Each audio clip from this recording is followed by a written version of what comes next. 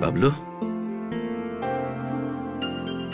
দেউতা তোমালোক কেনে আছা একদম আমি ভালে আছো তুমি ভালে আছা পঢ়া শুনা কেনেকুৱা চলি আছে কৰিছিলো আজি তোমাক ফোন কৰিবলৈ সময় পোৱা নাই আসলতে 3 দিন পিছত মাৰ ফাইনেল ৰাউণ্ডটো আছে ন সেইকাৰণে একদম ব্যস্ত হৈ থাকিব লগা হৈছে মাক ফোনটো দিয়াচোন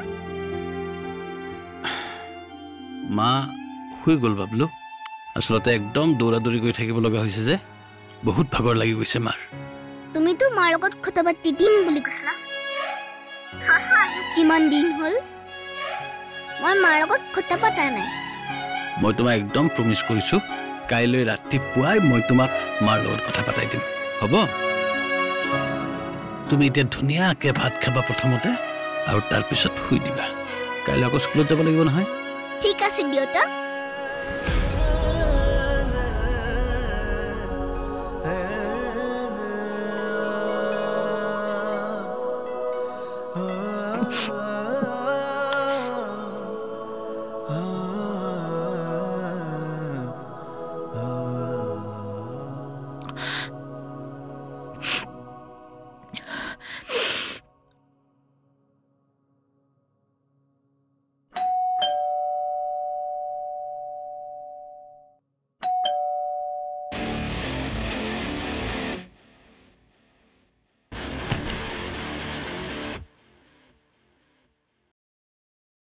ভাল সময়তে আহিলে সত্য বৰুৱা দা মই আপোনাক আগতেও কৈছো আৰু এতিয়াও কওঁ আপুনি মোক যি নামেৰে নামাতে কিয় মই বেয়া নাপাওঁ কিন্তু এই নামটোৰে মোক নামাতিব মই কৈ দিলোঁ ৰাতি হ'লে তোমাৰ নামটোৰ প্ৰতি ইমান ঘৃণা কিয় উপজে হে ৰাতিপুৱাৰ পৰা ৰাতিলৈকে মই বেয়া কামেই কৰি থাকোঁ প্ৰফেশ্যনত মই এজন উকিল ৰাতিপুৱা কোৰ্টলৈ যোৱাৰ আগত ভগৱানৰ ওচৰত মই প্ৰাৰ্থনা কৰোঁ যে প্ৰভু আজি কেছটো মোক জিকাই দিবা উকিল হৈ অভিযুক্তক গীতাত হাত ৰাখি মই শপত খুৱাওঁ যে যি কম সঁচা কম সঁচাৰ বাহিৰে মই এটাও মিছা নকওঁ কিন্তু গীতাৰ শপত খাই মই নিজেই এনেকুৱা কিছুমান মিছা কথা কওঁ ভগৱানো কনফিউজ হৈ যায় মই সঁচা কৈছো নে মিছা কৈছো বহুত দুখ লাগে বৰুৱা দা বহুত দুখ লাগে বাৰু সেইবোৰ কথা বাদ দিয়াচোন মই একচুৱেলি নহয় বৰুৱা দা নহয়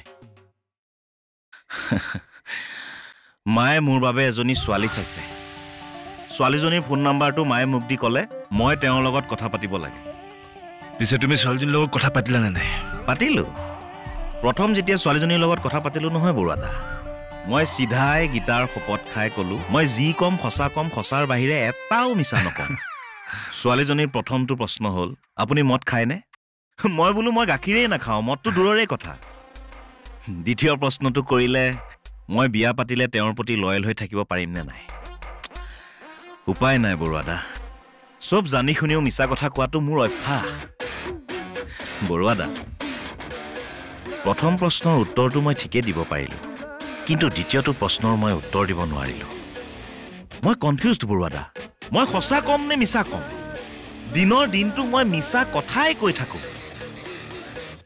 মই জানো তেওঁৰ প্ৰতি লয়েল হৈ থাকিব পাৰিম আপুনিচোন নিজৰ পত্নীৰ প্ৰতি লয়েল হৈ থাকিব নোৱাৰি মই কেনেকৈ পাৰিম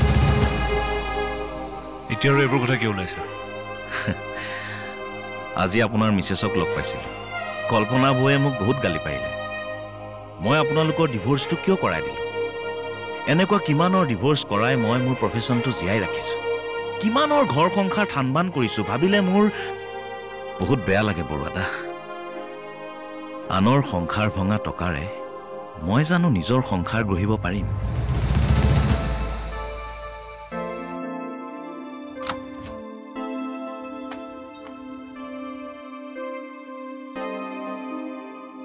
জুই লগাটো এই ৰাতিখত কলৈ গ'লগে বাৰু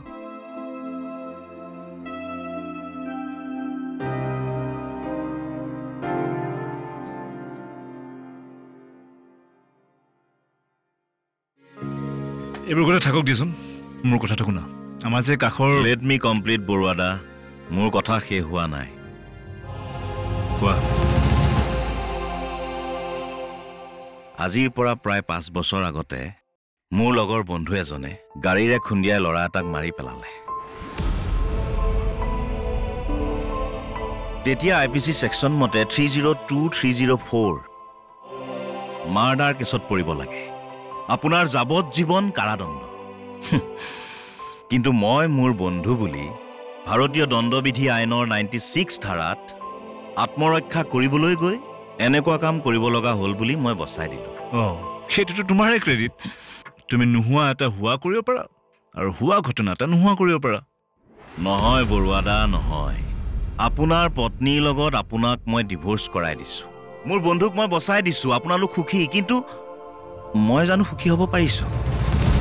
কেতিয়াবা মোৰ বহুত অনুশোচনা হয়। যিটো ল'ৰাক গাড়ীৰে খুন্দিয়াই হত্যা কৰিলে সেই ল'ৰাটো ঘৰখনৰ একমাত্ৰ উপাৰ্জনকাৰী আছিল। সেইবাবে মোৰ নিজৰ ওপৰত খং উঠে। মোৰ নামটো সত্য, কিন্তু মই কাম কৰি আছো অসত্য। হ'ব দিয়ক, বাদ দিয়ক, বহুত লেকচাৰ মাৰিলোঁ। মই গৈ থাকোঁ। Bye bye. সত্য মৰিবলৈ ধৰা কথাটো কোৱাই নহ'ল নহয়, ই গুচিয়ে গ'ল দেখোন। সত্য সত্য, শুনাচোন, তোমাৰ লগত দৰকাৰী কথা এটা আছে। আমাৰ কেম্পাছত যে সত্য নামেদি মোক নামাতিব বৰুৱাদা। ব্ৰহ্মা বিষ্ণু মহেশ্বৰ যি নামেৰে মাতে মাতি থাকক।